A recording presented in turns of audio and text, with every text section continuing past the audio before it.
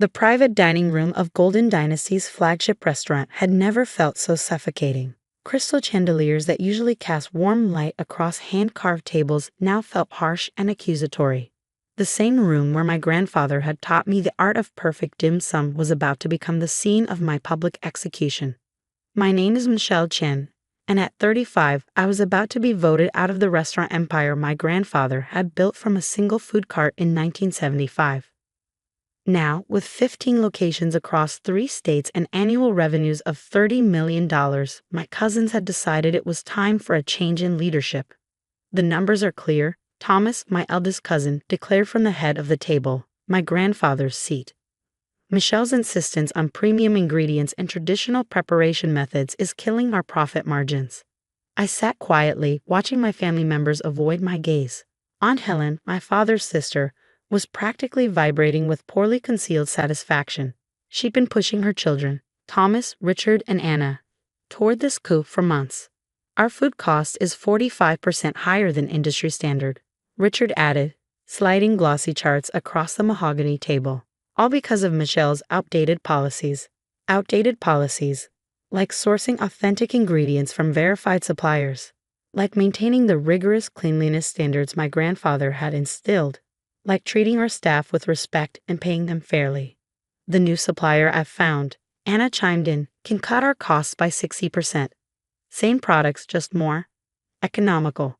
I thought about the documents hidden in my office upstairs, the ones detailing exactly where Anna's economical supplier got their products, the health inspection reports I'd obtained from other restaurants they supplied, the laboratory tests I quietly commissioned, and the staff costs. Thomas continued, warming to his theme. Michelle's insistence on experienced chefs, on extensive training, it's unnecessary. We can bring in line cooks at half the cost. Aunt Helen nodded approvingly. It's time to modernize. Your grandfather was a great man, Michelle, but his methods belong in the past. My grandfather, the man who taught me that a restaurant was more than just a business. It was a promise to every guest who walked through our doors. Quality isn't expensive, he used to say. Cutting corners is. The vote will now commence, Thomas announced. As per company bylaws, a 2/3 majority is required to remove a senior executive. I opened my laptop pretending to review the quarterly reports while hands raised around the table. In reality, I was sending a pre-written email to David Wong, my contact at the State Health Department, the one whose team had been quietly preparing for this exact moment. With 9 votes in favor and 1 against, Thomas declared triumphantly, Michelle Chen is hereby removed as Chief Operations Officer of Golden Dynasty Restaurants, effective immediately. Of course, I said calmly, closing my laptop. I assume you want me to clear out my office. By end of day, Anna smirked. We have a new team starting tomorrow. I gathered my belongings, feeling their eager eyes following my every move. They were probably expecting tears, pleading, maybe even anger. Instead, I smiled, remembering another of my grandfather's lessons. The best revenge is letting people show exactly who they are. One thing, I said, pausing at the door. The quarterly health and safety inspections are due this week. I usually handle those. We're well aware, Thomas replied dismissively. The new management team has everything under control. I nodded, thinking of the extensive documentation in my home safe. 6 months of evidence, hundreds of photographs, dozens of supplier invoices that didn't quite match the products being delivered. I'm sure they do, I said softly, though you might want to be especially thorough in checking the seafood storage, particularly the containers from Anna's new supplier. Anna's face flickered with something that might have been concern. What are you implying? Nothing at all. Just looking out for the family business, one last time. The elevator ride to my office felt surreal. 10 years of my life, of carrying forward my grandfather's legacy, ended by family members who saw only dollar signs where he had seen tradition and honor. My phone buzzed, a message from David, team assembled, ready when you give the word. I looked around my office at the photographs chronicling Golden Dynasty's history, my grandfather at the original food cart, the opening of our first restaurant, me at 18, learning to make Xia Longbao under his patient guidance. Another message, this one from Michael Zhang, our head chef for 15 years. Kitchen crew ready, all evidence secured. Thomas had never understood why I spent so much time in the kitchens, learning from our chefs, listening to their concerns. He called it micromanaging, but it had built a loyalty that went beyond paychecks. My final message of the day went to 25 different recipients, every chef and kitchen manager across our 15 locations. Activate Protocol Dragon. Within hours, encrypted files would be uploaded to secure servers. Security cameras would preserve unedited footage. And most importantly, every shortcut, every compromise standard, every dangerous decision made by the new management would be meticulously documented. As I drove home that evening, passing the gleaming storefronts of our restaurants, I thought about my grandfather's words the day he made me COO. A restaurant is built on trust, Michelle. Once you break that trust, no amount of profit can rebuild it. Tomorrow, my cousins would begin implementing their modernization plan. But they've forgotten something crucial about family businesses. Sometimes the most important lessons are the ones passed down in secret. And I have learned every lesson my grandfather had to teach. The next 48 hours moved with the precision of a well-orchestrated dinner service. My cousins wasted no time implementing their improvements, completely unaware that every change was being documented by loyal staff members across all 15 locations. Michael's texts kept coming. They're replacing our regular seafood delivery with Anna's supplier. New line cooks arrived. No experience with Chinese cuisine.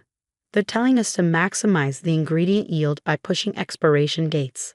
I sat in my home office, surrounded by evidence I'd spent months collecting. Photographs of mislabeled ingredients, documentation of food safety violations, records of kickbacks from unauthorized suppliers. But most damaging of all, proof that Anna's new supplier was repackaging rejected seafood products with falsified inspection certificates. Tuesday morning arrived with a message from David Wong. Health inspection teams in position at all locations. Ready on your signal. I thought about my grandfather, about his dedication to quality and tradition, about how he built Golden Dynasty's reputation one perfectly crafted dish at a time. At precisely 11:30 a.m., as the lunch service began, health inspectors entered all 15 Golden Dynasty restaurants simultaneously. The timing was crucial. Peak service meant maximum exposure. My phone rang immediately. Thomas. What did you do? He demanded, panic evident in his voice. Me? I'm no longer involved with Golden Dynasty, remember? Just a routine health inspection, I'm sure. They're going through everything. The storage, the prep areas, the documentation. As they should, I replied calmly. Food safety is crucial, isn't it? Especially with all your recent changes. I could hear chaos in the background, raised voices, clattering equipment, the sound of inspectors doing their jobs thoroughly. Michelle. Anna's voice cut in. They had me on speaker. Call them off. We can talk about this. Talk about what? Your new seafood supplier? The one repackaging rejected products with forged certificates, or perhaps the kickbacks you've been receiving for using them. Silence. How did you? No. I've been documenting everything for months, every shortcut, every violation, every decision that put profit above safety. You'll destroy the business, Thomas shouted. No, I corrected him. You're destroying it. I'm protecting our customers just like grandfather taught us to. The inspections took hours. By evening, the results were devastating. Critical violations at every location, contaminated ingredients, improper storage, falsified safety records. The press was having a field day. My phone buzzed again. A message from our family's lawyer, Benjamin Chang. Emergency board meeting called for 9 a.m. tomorrow. Bring your evidence. The next morning, the private dining room had a very different atmosphere. Thomas, Richard, and Anna sat ashen-faced as Benjamin laid out the situation. The health department findings are conclusive, he reported. Critical violations across all locations. Fraudulent supplier documentation. The fines alone will be substantial, not to mention potential criminal charges for the food safety violations. We can fix this, Thomas began desperately. Actually, Benjamin continued, according to these documents Michelle has provided, you can't. The supplier contract Anna signed commits Golden Dynasty to exclusive use of their products for 5 years. A supplier, I might add, that's now under federal investigation. Anna slumped in her chair. Richard couldn't meet anyone's eyes. Furthermore, Benjamin added, the evidence suggests this was not merely negligence, but a deliberate scheme to increase profits through dangerous cost-cutting measures. Aunt Helen finally spoke up. What are our options? Limited, I said, walking into the room. But I have a proposal. All eyes turned to me. Resign. All of you. Return control of operations to me. I'll implement an immediate corrective action plan. One that's already been approved by the health department. And if we refuse, Thomas challenged weakly. I opened my laptop, displaying emails, photos, supplier records. Then every document I have goes to the health department, the FDA, and the press. Your choice. The resignations were signed within the hour. As they filed out, Aunt Helen paused. Your grandfather would be disappointed, she said bitterly. No, I replied. He'd be disappointed that you forgot his most important lesson. A restaurant's reputation is built on trust, not profit margins. The next few months were intense. I worked with David and his team to implement new safety protocols across all locations. Michael and our experienced chefs trained new staff properly. Every supplier was vetted, every process documented. Most importantly, we returned to my grandfather's standards: quality ingredients, traditional preparation methods, respect for our craft and our customers. The press coverage gradually shifted from scandal to redemption. Golden Dynasty returns to its roots, read one headline. Family restaurant chain recommits to quality, said another. 6 months later, I stood in the kitchen of our flagship location, watching Michael train a new chef in the art of dim sum preparation. Just like your grandfather taught, he said, smiling. Our revenues had initially dropped as we rebuilt our reputation, but loyal customers were returning. More importantly, we were serving food we could be proud of again. Last week, a young restaurant owner came to me for advice about family business pressures. Remember, I told her, sharing my grandfather's wisdom.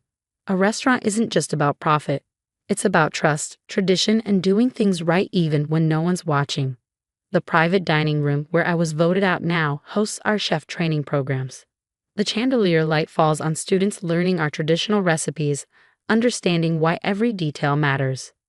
Thomas, Richard, and Anna moved away, starting new ventures far from the restaurant industry. Aunt Helen still won't speak to me, but that's fine. Some family ties are better left severed. As I write this from my office, watching the dinner service through the window, I can almost see my grandfather nodding in approval. The kitchen hums with purposeful activity, every dish prepared with care and respect for tradition. The health inspection certificates hang proudly in each location, but our real standards go far beyond what any inspector requires. Because as my grandfather always said, when you serve food, you're not just feeding bodies, you're nurturing trust. Golden Dynasty continues to grow, but now it grows right, one perfectly prepared dish at a time, one satisfied customer at a time, one honored tradition at a time.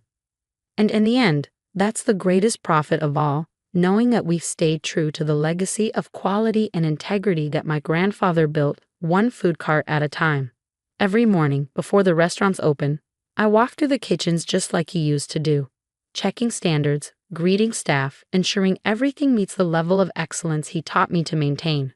Because sometimes protecting a legacy means being willing to risk everything to preserve what matters most. In our case, it wasn't just about food. It was about trust, tradition, and the understanding that some things are worth more than money. The restaurants are full again, but now with customers who know they can trust every dish that leaves our kitchens.